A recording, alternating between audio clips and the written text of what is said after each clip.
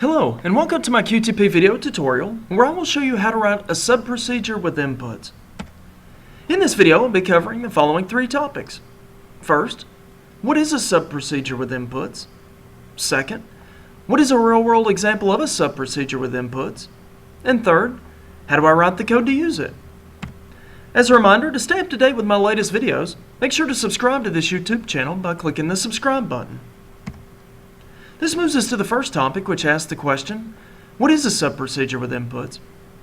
Well, first, a sub-procedure is a reusable piece of code that has a specific task it is responsible for doing. Now, two of the common procedures that you'll often come across are first, a sub, and second, a function. At a high level, the main difference between a sub and a function is that a sub cannot return a value out of itself, whereas a function can return a value out of itself. Now, there are several ways that you can make a sub-procedure not do the same thing every time.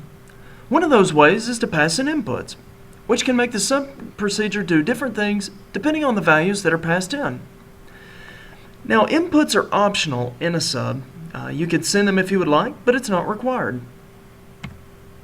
This moves us to the second topic, which asks the question, what is a real-world example of a sub-procedure with inputs?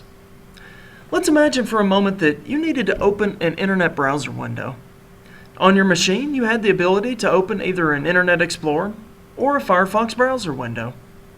You also have the ability to navigate to any page that you would like once the browser is open. So let's say that you decided to launch an Internet Explorer browser window and then navigate to http://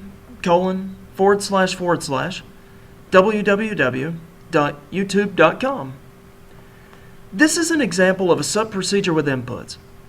The sub-procedure is the process of you opening a browser window, and the input parameters are first, the type of browser that you would like to open, and second, the page that you would like to visit once the browser is open.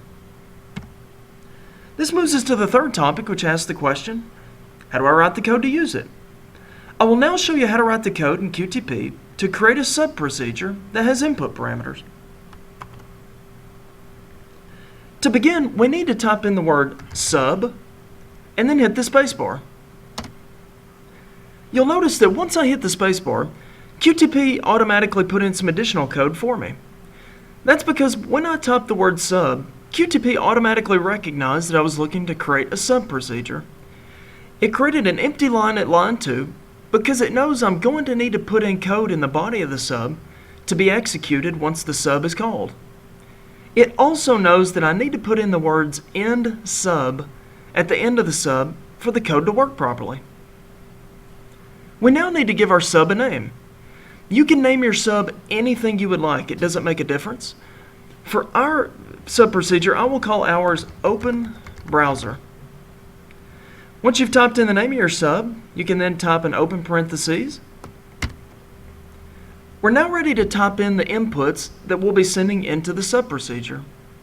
Now, to go back to the real-world example that we had used a couple of slides ago, we had the option to either open an Internet Explorer browser window or a Firefox browser window. So for the first input, we'll have an input to come in to say browser type. Now, you can name your inputs anything you would like. Again, it doesn't make a difference. Once you've typed in the name of your input, type a comma and a space to then enter another input.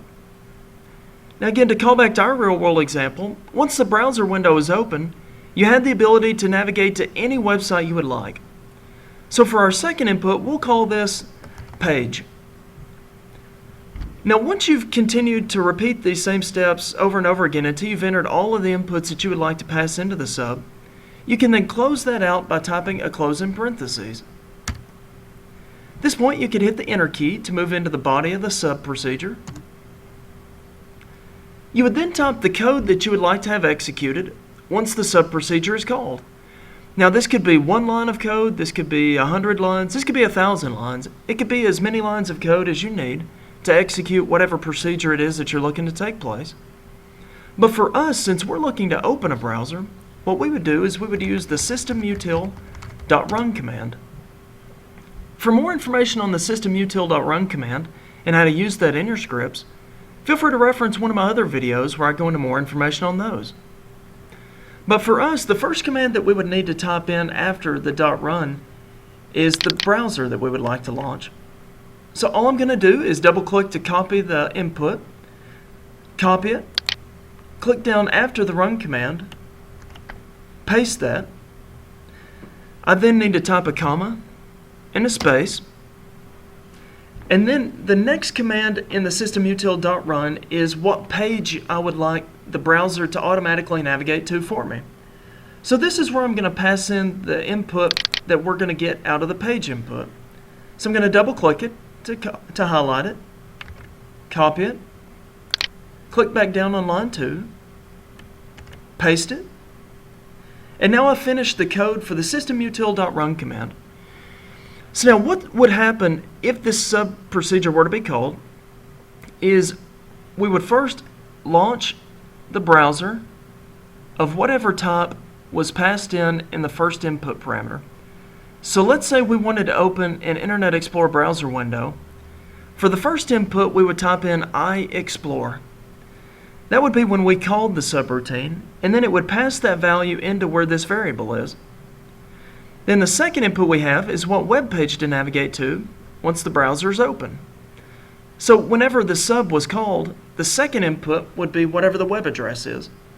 So what would happen, QTP would automatically pass that web address into the slot where this second variable is.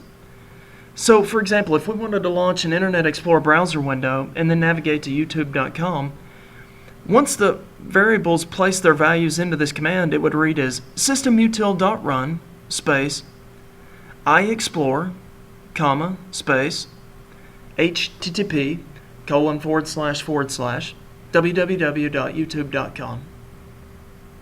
This now concludes our video where I have shown you how to create a sub procedure with inputs. Thank you, and I hope that you have a great day.